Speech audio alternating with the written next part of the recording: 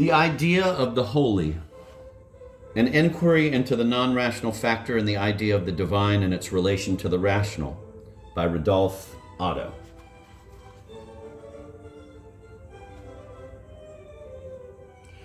Chapter 1, the rational and the non-rational. It is essential to every theistic conception of God, and most of all to the Christian, that it designates and precisely characterizes deity by the attributes spirit, reason, purpose, goodwill, supreme power, unity, selfhood. The nature of God is thus thought of by analogy with our human nature of reason and personality. Only whereas in ourselves we are aware of this as qualified by restriction and limitation, as applied to God, the attributes we use are completed, i.e. thought as absolute and unqualified.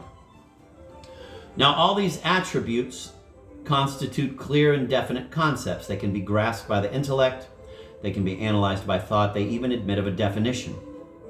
An object that can thus be thought conceptually may be termed rational. The nature of deity described in the attributes above mentioned is, then, a rational nature, and a religion which recognizes and maintains such a view of God is insofar a rational religion. Only on such terms is belief possible in contrast to mere feeling. And of Christianity, at least, it is false that feeling is all, the name but sound and smoke.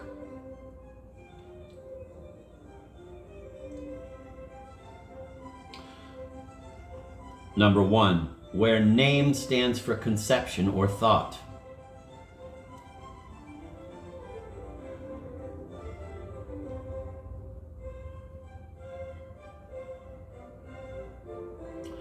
Rather, we count this the very mark and criterion of a religion's high rank and superior value.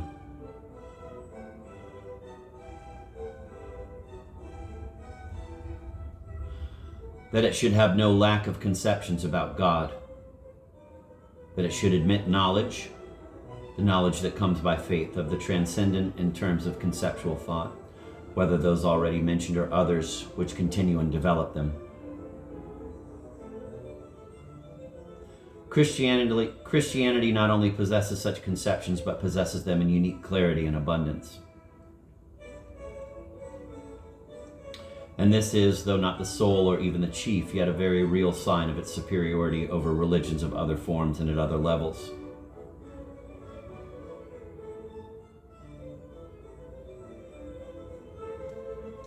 This must be asserted at the outset and with the most positive emphasis.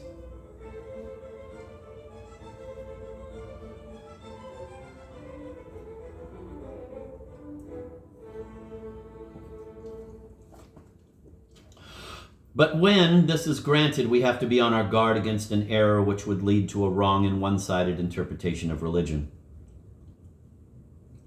This is the view that the essence of deity can be given completely and exhaustively in such rational attributions as have been referred to above and in others like them. It is not an unnatural misconception. We are prompted to it by the traditional language of edification, with its characteristic phraseology and ideas, by the learned treatment of religious themes in sermon and theological instruction, and further even by our holy scriptures themselves. In all these cases, the rational element occupies the foreground, and often nothing else seems to be present at all, but this is after all to be expected. All language, insofar as it consists of words, purports to convey ideas or concepts. That is what language means. And the more clearly and unequivocally it does so, the better the language. And hence, expositions of religious truth in language inevitably tend to stress the rational attributes of God.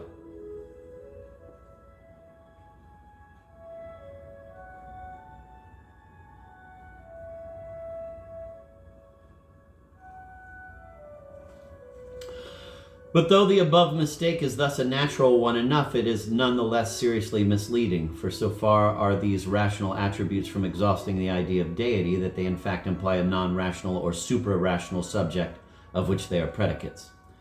They are essential and not merely accidental attributes of that subject. But they are also, it is important to notice, synthetic essential attributes.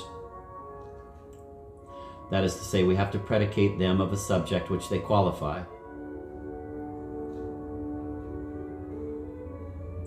But which in its deeper essence is not, nor indeed can be, comprehended in them, which rather requires comprehension of a quite different kind. Yet, though it eludes the conceptual way of understanding, it must be in some way or other within our grasp. Else, absolutely nothing could be asserted of it. And even mysticism, in speaking of it as something, the ineffable, does not really mean to imply that absolutely nothing can be asserted of the object of the religious consciousness. Otherwise, mysticism could exist only in unbroken silence, whereas what has generally been a characteristic of the mystics is their copious eloquence. Here, for the first time, we come up against the contrast between rationalism and profounder religion, and with this contrast and its signs, we shall be repeatedly concerned in what follows.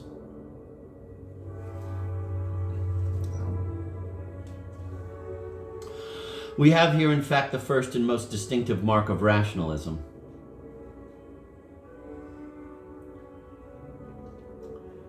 With which all the rest are bound up. It is not that which is commonly asserted, that rationalism is the denial, and its opposite the affirmation of the miraculous.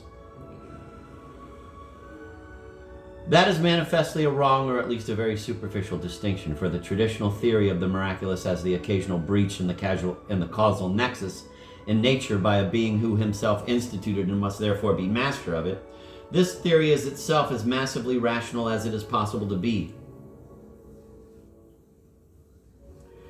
Rationalists have often enough acquiesced in the possibility of the miraculous in this sense.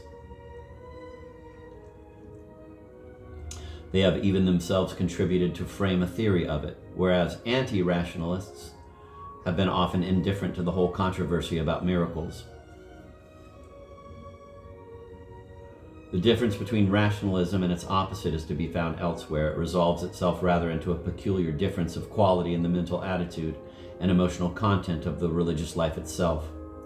All depends upon this, and our idea of God is the non-rational overborne, even perhaps wholly excluded by the rational. Or conversely, does the non-rational itself preponderate over the rational?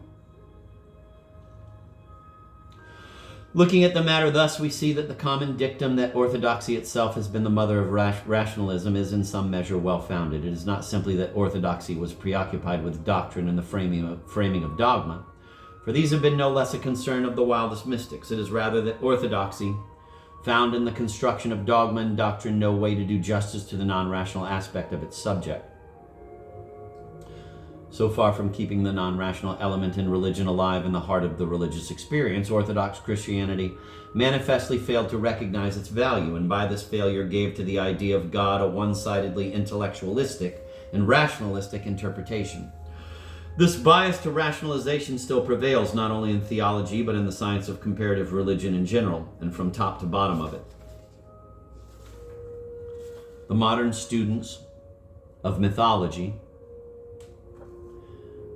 and those who pursue research into the religion of primitive man and attempt to reconstruct the bases or sources of religion are all victims to it. Men do not, of course, in these cases employ those lofty rational concepts which we took as our point of departure, but they tend to take these concepts and their gradual evolution as setting the main problem of their inquiry, and fashion ideas and notions of lower value, which they regard as paving the way for them.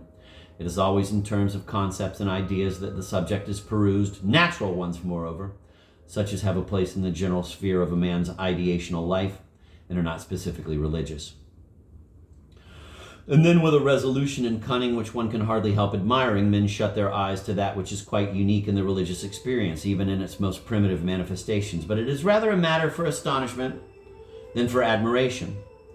For if there be any single domain of human experience that presents us with something unmistakably specific and unique, peculiar to itself, assuredly it is that of the religious life. In truth, the enemy has often a keener vision in this matter than either the champion of religion or the neutral and professedly impartial theorist. For the adversaries on their side know very well that the entire, quote, pother about mysticism, end quote, has nothing to do with reason and rationality. And so it is salutary that we should be incited to notice that religion is not exclusively contained and exhaustively comprised in any series of rational assertions. And it is well worthwhile to attempt to bring the relation of the different moments of religion to one another clearly before the mind, so that its nature may become more manifest. This attempt we are now to make with respect to the quite distinctive category of the holy or sacred.